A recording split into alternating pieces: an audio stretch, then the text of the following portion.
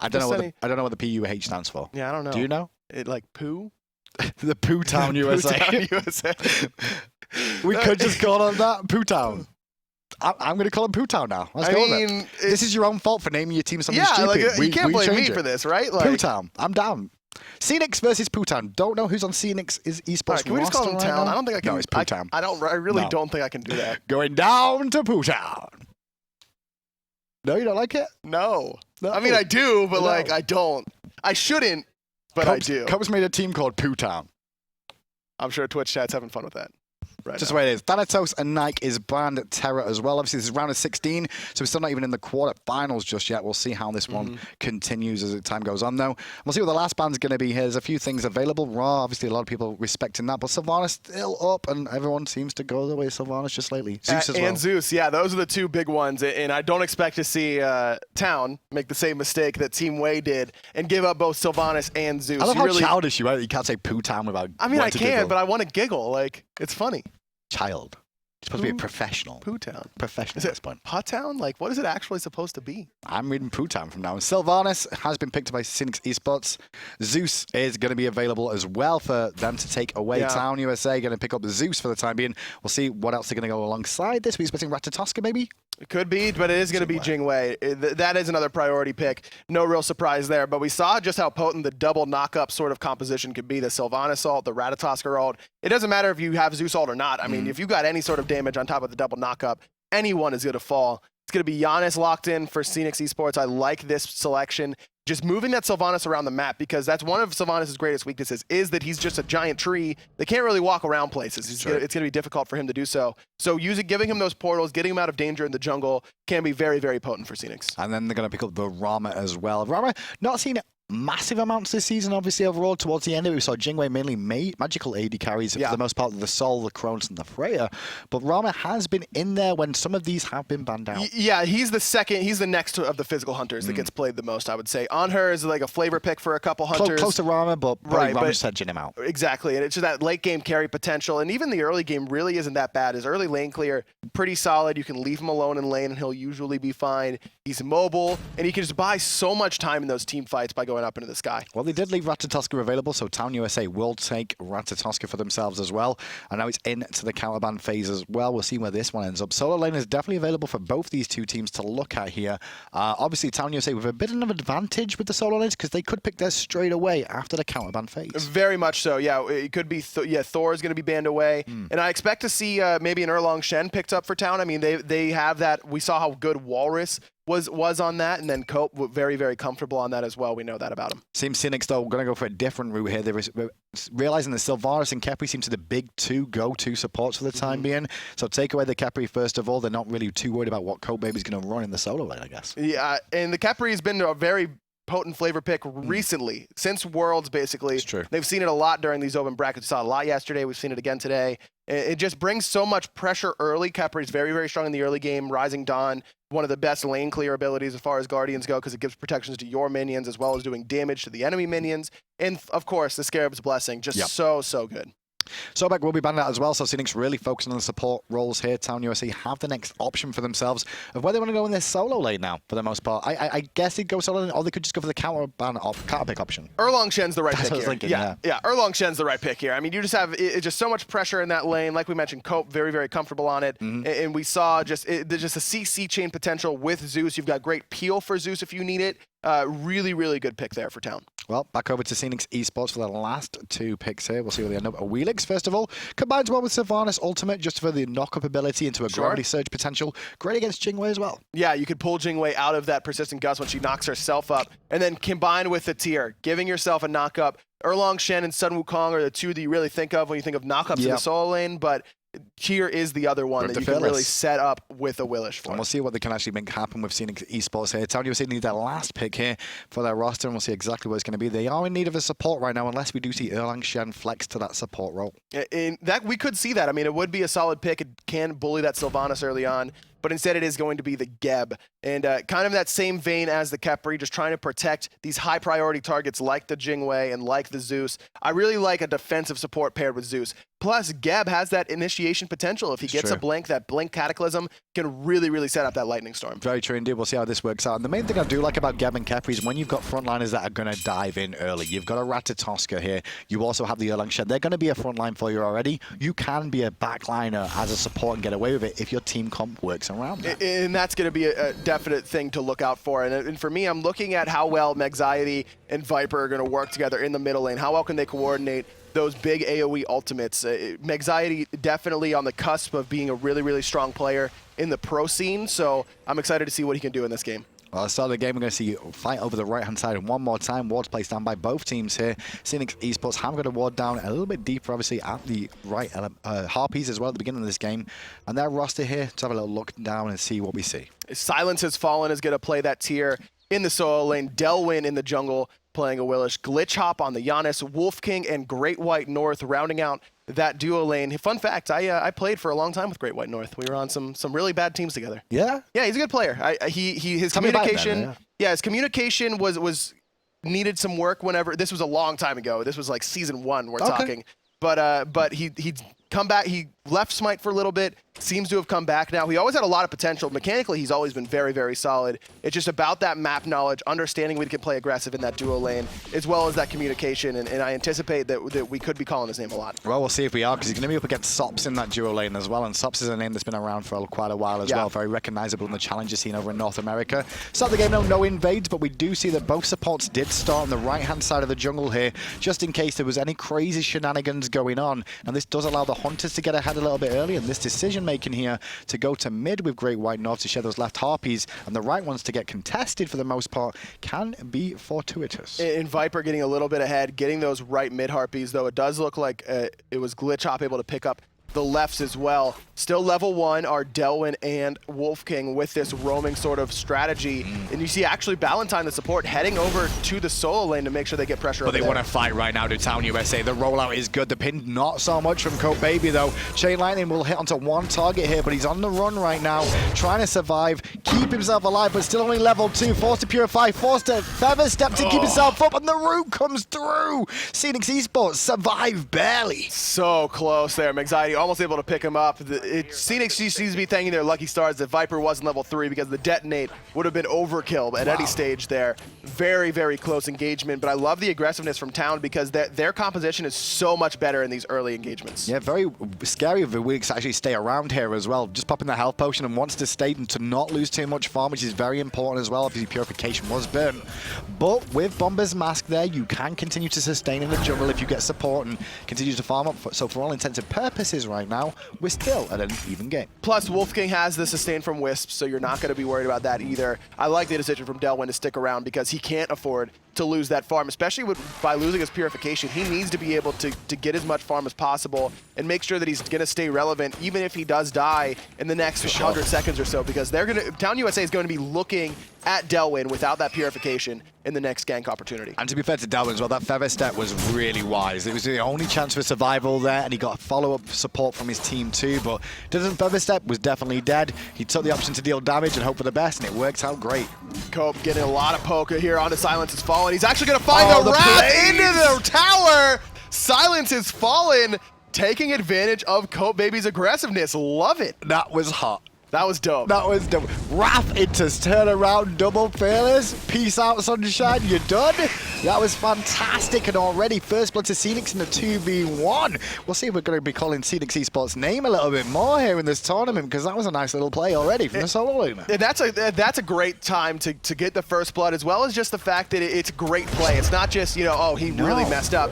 Cope probably messed up a little bit with his positioning, but it wasn't some egregious error. It was just that Silence Has Fallen makes the play onto him there. For sure. That was less about Cope making mistakes. That was way more about actually Silence just playing absolutely lights out then. Because Cope knows the cooldown of that Fearless and how long he has, and he knew he had an extra second, but he didn't factor in the fact that he could get stunned. You saw him switch. He was waiting to switch stance, knew he didn't have it, so he wrapped them in place to keep him there until the Fearless was up off cooldown. Love the play there, and that's such a confidence builder to make a big play like that against a name that you've seen, in the SPL and have success there. there. And not just that, we also saw Senix nearly lose their first life on Delwyn in the jungle. He survives, and then you get a play like that.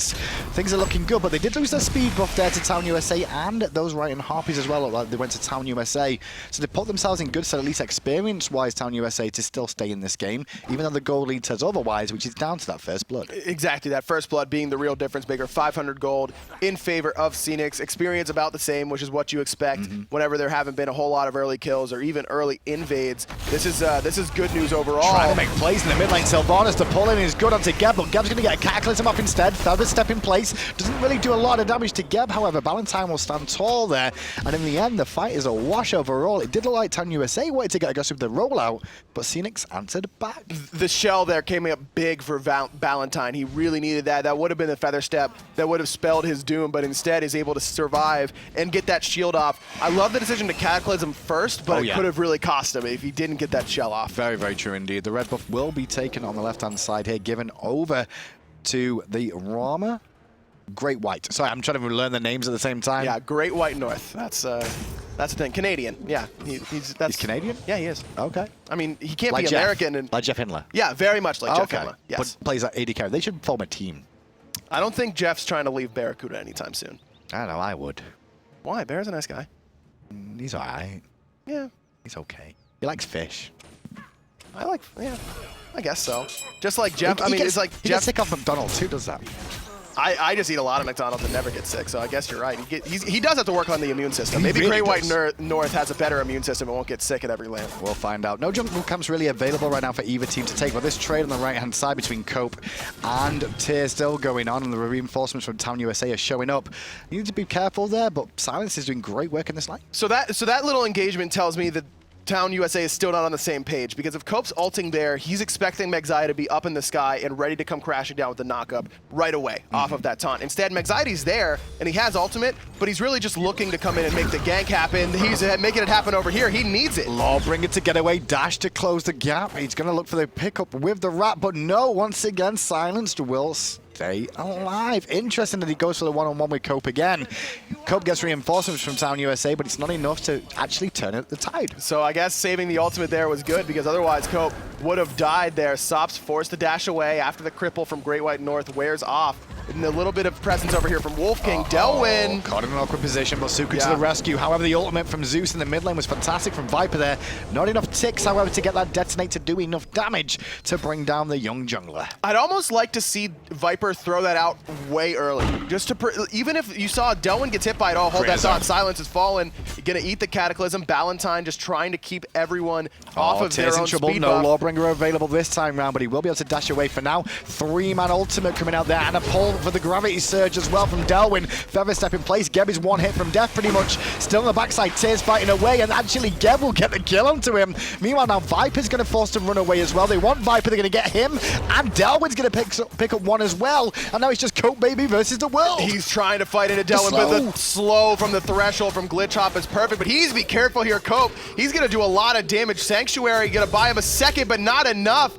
Cope Baby going to take the 1v3. He's going to pick up 2. And he's going to look for the 3rd as well. He needs a couple of cooldowns more than likely, and I don't think he's going to get him in time. So instead, he'll return to the jungle and steal that speed buff that they were fighting over all along. So there you go. I mean, Cope just showing that experience, showing how strong Erlong Shen is as well, and his comfort level on this character. Fights 1v3, able to pick up 2 and force the 3rd back. Meanwhile, Sops able to pick up Great White North with the solo kill on the left-hand side, and that's the worst thing that could possibly happen, is that you're losing your engagement on the right, and then your Hunter gets soloed on the left. At the same time, and that's generally the Hunter battles only really happen when they know where everybody is on the rest of their team. They don't want to get counter-ganked at the same time as trying to take a 1v1, and then it comes down to just individual player skill. But Valentine on that Geb there, surprising thing is he managed to pick up that kill on to Tyr just before he fell down first of all. Just smacking him with a little rock hand, basically, trying to save his own life. And you can see just how big the lead is. Cataclysm again into a shockwave, knock up beautiful, Ratatoska waiting,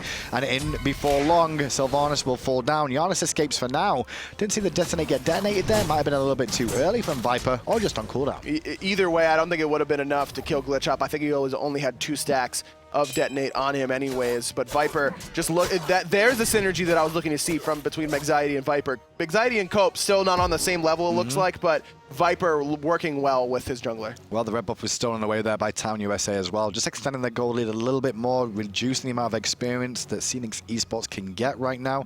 Even though they do have a lead, no, it's not over just yet, only 8 minutes in. And Great White is just so far behind on that left-hand side. You can take a look at how many stacks that Sops has on that Devourer's Gauntlet. 56 to the uncompleted Devourer's Gauntlet of Great White North. He cannot take any sort of fight over there And some anymore. of that is build order as well when you look at it between the two, because you can see the builds that one started with full boots, the other one at the same time went for Death Toll into boots, and that's the difference you can see between how the stacks are online. But Senix Esports, they're trying to burst down this Gold Fury quick enough. It's going to be close. They are going to be able to get it thanks to the portal there from Glitchop Delwyn. I don't think he's going to be able to get out of this. He will. Airstrikes though, still coming through. Stops chasing down. Will clean up the kill. 1 kill for a Gold Fury. However, Giannis in trouble in the jungle as well, I believe. He's going to be able to take a portal out towards his tier 2 tower. Megxiety didn't have the ultimate available, and that's great recognition from Senix, understanding that that Ratatosker ultimate wasn't up.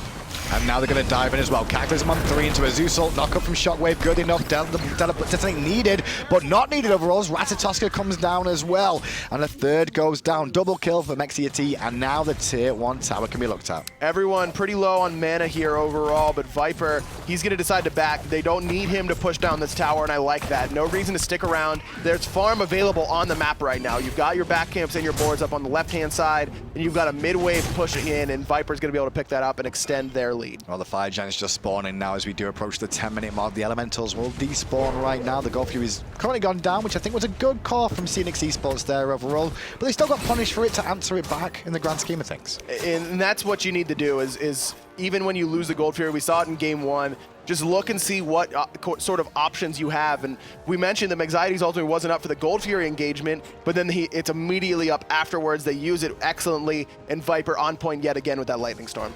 And now on the right-hand side again, the solo lane is just still going at it. Silas is given as good as he gets in this lane. Actually showing himself as a pretty experienced solo laner right now with how he's played so far. The early kill against Cope was good, and even the ganks, he's handled himself pretty well in that lane. Yeah, he's been the one just keeping Cope in this lane, basically, trying to make sure that Town USA doesn't have that full 5-on-5 fight, and this is an awkward situation for you as a solo laner because you want to keep that early game solo lane in the lane to make sure they can't rotate and make stuff happen. I mean, we saw how impactful Cope was in that last engagement on the speed buff, but at the same time, Silence Has Fallen is basically the greatest hope right now for Senix Esports because Great White North just has zero pressure on the left-hand side. He's not going to be able to make an impact for the next 10+ minutes, it looks like, at this stage of the game. So they almost need him to come in and rotate, but they can't have him come in and rotate at the same time. Not just yet, that's for sure. Well, second relics are starting to come online now. We're hitting level 12s, and that's going to be the big key is once these second relics come online, if one team does get them a little bit ahead of the other, we could see some engagements looking to utilize them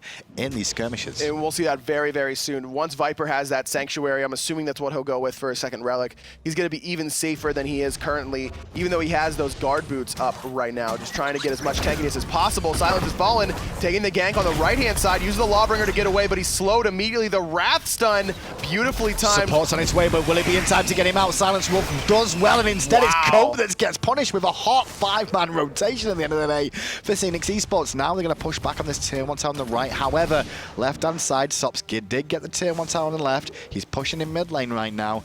Silence Has Fallen has been focused a lot in this game by Town USA. They recognize that he's actually got quite a bit of potential here. He really does, and that Wrath Stun was perfectly timed because if Megxiety's able to finish off that flurry of Acorns to strip away those protections and then get the next auto with that Hydra's Lament, that absolutely would have killed Silence. So able to get that off with the Wrath Stun, and then I love the full rotation. 4 people the whole team rotate came to save him, and like they understand that he is the hope right now for Senix Esports. We'll see what he can do so far. His tower still stands on that right-hand side thanks to that rotation. Like we said, the left one has fallen.